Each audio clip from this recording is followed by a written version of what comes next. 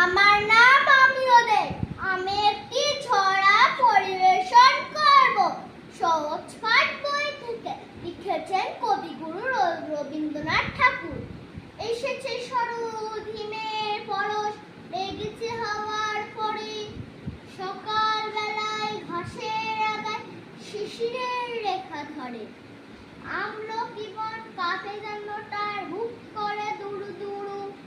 পেয়েছে খবর পাতা খসানোর সময় হয়েছে শুরু। শিউলি ডালে কুড়ি ভরে এলো টগর ফুটিল মেলা। মালতী লতার খোঁজ দিয়ে যায় মৌমাছি দুই বেলা। গগনে গগনে বর্ষণ শেষে মেঘেরা পেয়েছে ছাড়া। বাতাসে বাতাসে ফেরে ভেসে ভেসে নাই কোনো কাজে তারা। দিঘি ভরা জল পড়ে ঢল ঢল নানা ফুল ধারে ধারে।